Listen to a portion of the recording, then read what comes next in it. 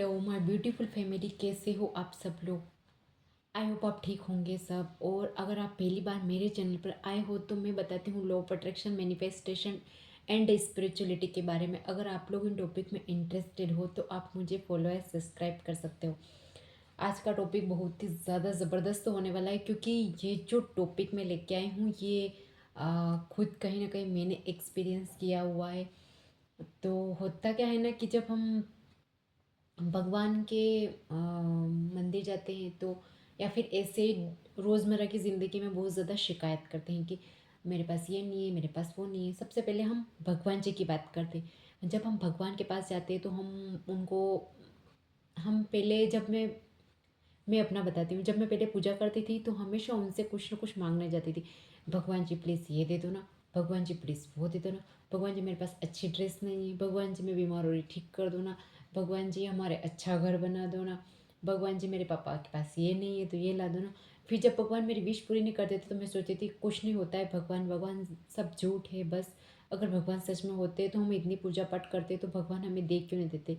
उस टाइम ये नहीं पता था कि ये सब हमारे कर्मों का फल है, क्योंकि हमने पहले बुरे कर्म कर रखे थे इसलिए हमें ऐसा दिन देखने को पड़ रहा है। तो उनके पास जाती थी तो हमेशा ही कंप्लेन लेके कि भगवान जी प्लीज़ मुझे ये दे दो ना, भगवान जी आपने मेरे साथ ऐसा क्यों किया, भगवान जी आपने हमारे घर में ये क्यों नहीं दिया, हमारे ऐसा क्यों किया, हमारे वैसा क्यों किया, मुझे मैं बीमार कैसे हो गई।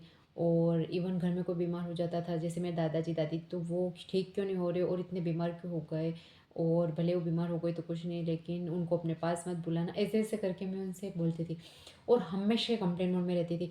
जब मैं कॉलेज जाती थी तब भी मुझे मेरे पास ड्रेस की कमी थी तो मैं बोलती थी काश भगवान जी मेरे पास इतनी ड्रेस होती, काश भगवान जी मेरे पास उतनी ड्रेस होती। और कई बार तो हमारे पास पैसे नहीं होते थे तो हम भूखे ही रहते थे, बस 5 रुपए का एक बिस्किट खा लेते थे या फिर 5 रुपए की चिप्स खा लेते थे। नाश्ता करने के लिए हमारे पास पैसे नहीं होते थे क्योंकि पापा रोज़ पैसे देते थे, तो 50 रुपये देते थे, तो बस उनसे आना जाना। और फिर खाना है उसी में। खाना तो मम्मी बोलती थी घर से ले जा, लेकिन हम ले नहीं जाते थे। हम सोचते थे कि वो आए तो रहे हैं, लेकिन आते आते हमको 4-5 बज जाती थी। तो मैं उनसे कंप्लेन करती थी भगवान जी आपने मेरे को क्यों नहीं दिया, काश मैं बहुत ज़्यादा पैसे वाली होती, मेरे पास कब पैसे आएंगे, इवन मैं कब कमाऊँगी, और कमाने के पीछे भागना।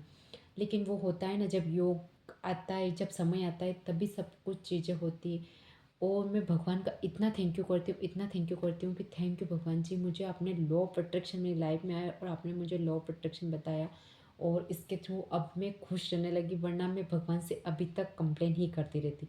तो जब भी मैं मंदिर जाती थी, पूजा करती थी, हर सावन सोमवार या फिर हर कुछ ऐसा होता था, बीच बीच में बहुत सारे आते रहते हैं, तो मैं उनको बोलती थी भगवान जी, हमेशा मतलब हमेशा ही कंप्लेन करती थी। तो जब लॉ ऑफ अट्रैक्शन मेरी लाइफ में आया तो मैंने सीखा कि भगवान से कंप्लेन नहीं करना चाहिए। और जब हम कंप्लेन करते हैं तो भगवान हमारे पास जो होता है वो भी छीन लेते हैं। तो आपने देखा होगा ना, कई बार हम भगवान की पूजा करते हैं तो हमारे और काम बिगड़ जाते हैं, क्योंकि हमारा जो स्वार्थ होता है पूजा करने का कि भगवान मेरा ये ठीक कर देंगे, तो भगवान हमारे दिल में होता है कि कंपेनिंग मूड, तो वो और बिगाड़ देते हैं। जब फिर मुझे समझ में आया कि भगवान, नहीं भगवान जी मेरे पास, मैंने जब चीज़ों का थैंक यू करना स्टार्ट किया तो मेरी लाइफ में मैं बहुत ज़्यादा खुश रहने लगी। चाहे कैसी भी सिचुएशन हो, घर में या फिर आसपास कैसा भी माहौल हो, मैं हमेशा खुशी रहती हूँ। कभी कभी मैं सैड हो जाती हूँ, कभी कभी रोती हूँ, उस टाइम भी मैं भगवान को बोलती हूँ भगवान इस समय के लिए भी धन्यवाद। तो सच में वो जो थोड़ी देर का रोना, थोड़ी देर का गुस्सा होता है, उसके बाद मैं बहुत ही ज़्यादा हैप्पी रहती हूँ। पहले मैं इतना गुस्सा करती थी, इतना गुस्सा करती थी, बात बात पे चिढ़ना, बात बात पे गुस्सा करना, किसी ने कुछ बोल दिया तो। इवन अब तो मेरा कोई मजाक भी उड़ा देता है तो मुझे बहुत कम गुस्सा आता है, बहुत कम। मतलब मैंने गुस्से को कम करने की इतनी टेक्निक लगाई कि हाँ मुझे गुस्सा नहीं आता है। I am peaceful, I am peaceful, mirror में देख के बोला। तो अब मैं भगवान जी के मंदिर जाती हूँ तो मुझे पता चल गया हाँ इनसे कंप्लेन नहीं करनी है, वरना जो है जो भी छीन लेंगे। तो जब मैं भगवान जी के मंदिर जाती हूँ, जस्ट मेरी पहली लाइन यही होती है, चाहे मैं कुछ पूजा करने जाऊँ कहीं, जब हरतालिका दी जाती है उस पे, चाहे करवा चौथ आती है उस पे, अभी जो सावन चल रहा है तो इन सोमवार पे और डेली मंदिर जाती हूँ उसके लिए, तो जाके सबसे पहली लाइन मेरी यही होती है कि भगवान इतने अच्छे जीवन के लिए थैंक यू, और मुझे अच्छी बुद्धि देना, और मैं किसी की बुराई ना करूँ और किसी का दिल ना दुखाऊँ बस। अब कुछ माँगने की इच्छा ही नहीं होती कि क्या माँगूँ भगवान से, भगवान को खुद ही पता है, वो तो हमारे दिल में है, तो उनको पता है कि इसको क्या चाहिए। तो मैंने जब चीज़ें की कंप्लेनिंग बंद कर दी तो मेरे साथ चमत्कार होने लग गए। इवन जो चीज़ मैं एक माँगती हूँ तो भगवान उसके बदले मुझे 2 दे देते हैं। मैं भी कभी-कभी सोचती हूँ कि यार ऐसा मिरेकल मेरे साथ कैसा हो गया? जब आप भी अब अभी भी या फिर हमेशा आप कंप्लेनिंग मूड में रहोगे, मेरे पास वो नहीं है, ये नहीं है, तो आप हमेशा कंप्लेन में ही रहोगे। आप सुबह उठते हो जस्ट तो आपको सुबह के लिए धन्यवाद। आपने हाथ में मोबाइल लिया तो मोबाइल के लिए धन्यवाद। आपने ब्रश उठाया तो ब्रश के लिए धन्यवाद, टूथपेस्ट के लिए धन्यवाद।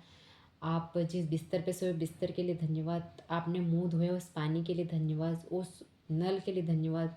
वो जो इतनी सुविधाओं से नीचे पानी आता है उस टंकी का धन्यवाद, उस मोटर का धन्यवाद, उस लाइट का धन्यवाद। और अभी मैं घूमने गई थी बगलामुखी माता। मैंने वहाँ देखा कि वहाँ पानी आ रहा था और कोई 2 जने, एक जना कोई था शायद, तो वो कंबल ओढ़ के ऐसे खुले आसमान में सो रहा था। हो सकता है उनके पास घर नहीं हो, या फिर उनके पास अगर घर भी हो, या फिर वो कोई दूर से आए हों माता के वहाँ कुछ भीख वगैरह माँगने वाले थे। तो मैंने अपने बेबी को बोला कि देख, तू ऐसे खिलौनों की ज़िद कर रहा है। बच्चों को क्या है, खिलौने की ज़िद करते रहते हैं। उसको दिला दिया लेकिन फिर भी मेरे को ये चाहिए, वो चाहिए। मैंने उसको बोला देख, इनको खाने को भी नहीं मिल रहा है, कम से कम अपने पास खाने को है, अपने घूमने आ रहे, देख इनको। ऐसे करके मैं उसको बता रही थी। तो मैंने उनको देखकर फिर यूनिवर्स को बोला थैंक यू यूनिवर्स कि आपने मुझे इतनी अच्छी लाइफ दी कि मैं यहाँ तक घूमने आई और मैं सब खरीद सकती हूँ। हम हमारी मर्ज़ी का कर सकते हैं। एट लास्ट हमारे कपड़े चाहिए तो कपड़े खरीद सकते हैं, हमें कुछ खाने पीने का मन हो तो वो खरीद सकते हैं। हमारे पास इतनी मनी है कि हम अ, हमारी जो ज़रूरतमंद की चीज़ें हम ला सकते हैं, हमें किसी से पूछना नहीं पड़ती। और एक वो लोग हैं जिनको मांग के खाना पड़ता है, तो भगवान ने उनको भी बनाया, तो उनको देख के अब हमको हमेशा धन्यवाद करना चाहिए। और यदि आप ऐसे ही करते रहोगे तो फिर ऐसी लाइफ ऐसे ही चलती रहेगी। आपको ग्रेटिट्यूड मोड में आना ही पड़ेगा कि हाँ, कम से कम मुझे सबसे अच्छी बात है कि मेरी बॉडी है और पूरी स्वस्थ है, और कहीं नहीं भी स्वस्थ है तो भी धन्यवाद कि मेरी बॉडी तो है, मुझे मनुष्य जन्म तो दिया आपने एट लास्ट। ऐसे करके आपको हमेशा ही थैंक यू करना है। और यदि आप नहीं करोगे, आप बोलोगे हमें तो नहीं करना है, हमें तो सिचुएशन ही ऐसी है, तो सोचो आपको क्या खाने को नहीं मिल रहा है? क्या आपको सुबह शाम का खाना नहीं मिल रहा है? आपको मिल रहा है सुबह शाम का खाना। आपके पास एक मोबाइल है, तो सोचो आपके उसमें रिचार्ज करने का टाइम है आपके पास, तो आपको खाना तो मिलता ही होगा। तो आपने कभी बोला कि मेरा इस रिचार्ज के लिए धन्यवाद या फिर इस मोबाइल के लिए धन्यवाद? जब तक आप धन्यवाद नहीं बोलोगे तब तक आप ऐसे ही कंप्लेन करते रहोगे। और जब मैंने हर चीज़ का, इवन मेरी कोई छोटी सी हेल्प कर देता है तो मैं अपने बेबी को भी बोलती हूँ, कुछ ला के देता है थैंक यू बेबी, तो वो बोलता है थैंक यू, ऐसे बोलता है। उसको पता नहीं होता है क्या बोलना होता है, तो बोलता है थैंक यू। अब उसके साथ भी कुछ ऐसा होता है, मैं उसको बोलती हूँ तो बोलता है थैंक यू मम्मा, ऐसे बोलता है। क्योंकि मैं उसके साथ बोलती हूँ, वो मुझे कुछ ला के देता है। जैसे घर में कोई किसी बड़े हैं, मेरे मम्मी जी हैं, पापा जी हैं, वो काम करते हैं मेरे लिए, तो मैं मन में बोलती हूँ थैंक यू मम्मी जी आपका, थैंक यू पापा जी। हस्बैंड को तो सामने बोल देती हूँ कि थैंक यू आपका, आपने मुझे ये चीज़ ला के दिया, आपने मुझे वो ला के दिया।